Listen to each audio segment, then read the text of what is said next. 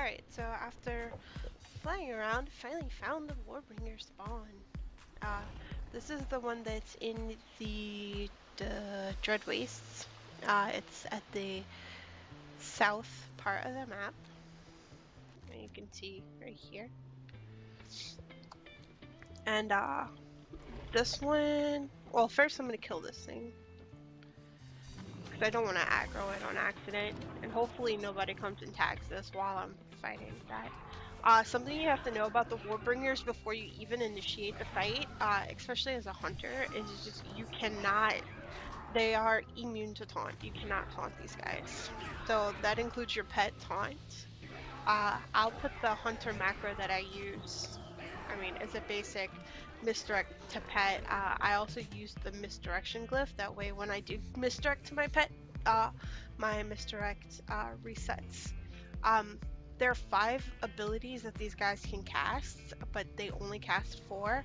This one is going to cast Scarabs. It's going to do Thunder Crush, which is like an AoE in front of him. It's going to do Vengeful Spirit, which summons a Vengeful Spirit. That's the hardest part about this fighter, is the Vengeful Spirits.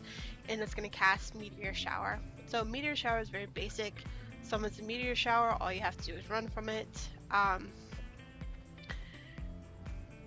This, just make sure you're not in front of him, your pet will move behind. Scarabs, just multi-shot or AoE, kill the Scarabs. Vengeful Spirit will fly to the thing that has aggro on it. So make sure you have a tanking pet if you're a hunter. If you are using a tanking pet, make sure you turn off your Thunderstomp or your pet's AoE ability, because that will aggro that Vengeful Spirit and it will kill your pets. Other than that, if you just right before the Vengeful Spirit comes out, you'll see him cast it. Make sure you don't have misdirect up, because that will aggro the spirit to your pet.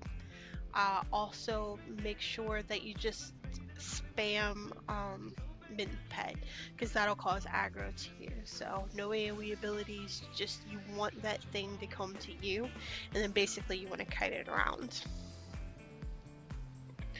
So I'll kind of show you guys what I do. So I'm gonna send my pet in, and you can see first thing he's gonna do is gonna try to taunt it. Immune to taunt. Make sure you got your heal up, and then your misdirect, and then, you know, the very first thing he did was cast this Vengeful Spirit. And good, it's coming my way. And he's gonna cast the stuff in the rotation. So he's always going to cast the same things in the same order, so you'll know when to expect them. Basically, you just want to run away from this Vengeful Spirit, and you do not want to get aggro. So whatever you do,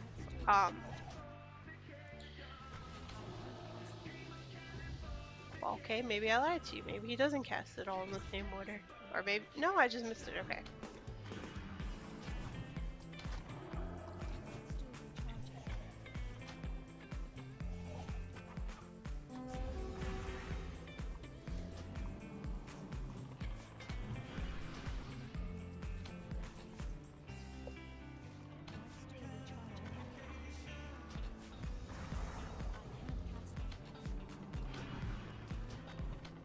And I'm kind of concentrating, so messing up my skills, not really talking so much.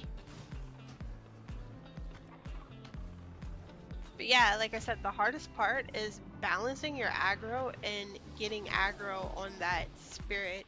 If you mess up and your pet dies, if you're a hunter, I mean, it's fairly easy, especially if you're a Night Elf hunter, because you can always feign death, resummon your pet and feign death as long as you're far enough away from them. Also, as a Night Elf, I can also Shadow Meld, so that helps me out a good bit too.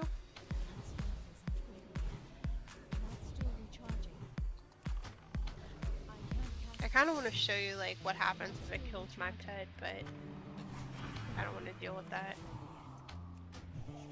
It's just the Vengeful Spirits, they hit really hard. you're not a hunter, the key to this fight is just to kite as much as you can.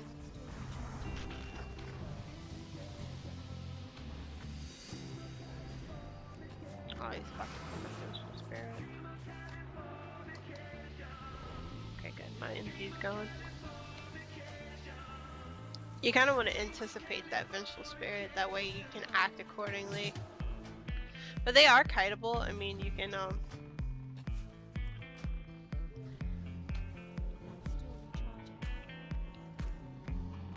oh.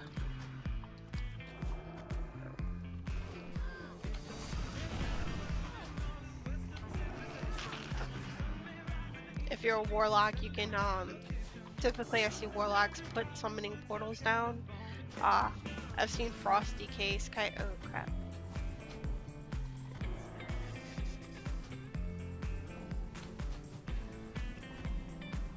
And usually the scouts, they'll spawn where the Warbringers spawn.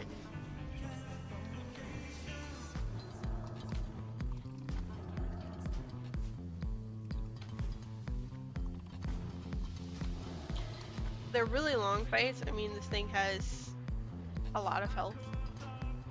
So I mean, you can't just go in and expect to one-shot it. It does take a little while.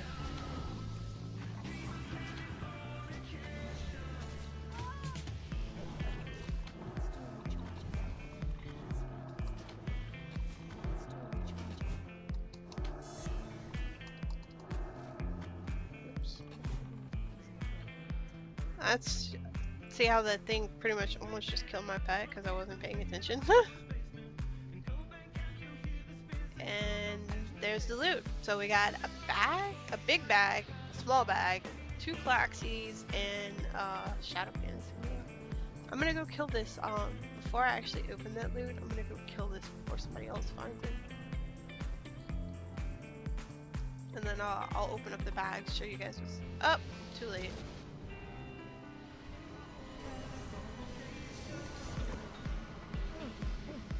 Those are really easy to solo though, and they spawn very quickly. Warbringers, if there's somebody that's actively farming them, they will what's the one I'm looking for?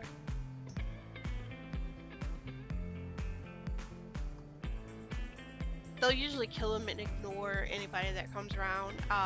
If there's somebody that doesn't know what they're doing, they're trying to kill it. Sometimes people invite you to their group, so even if somebody's tagged the Warbringer, you'll still have a chance to actually to fight it, but you'd both have to roll on the loot.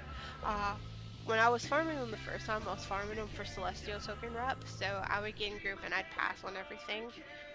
They also have the chance to drop the mounts that they're riding on too, so I have the one that drops from the crest ring.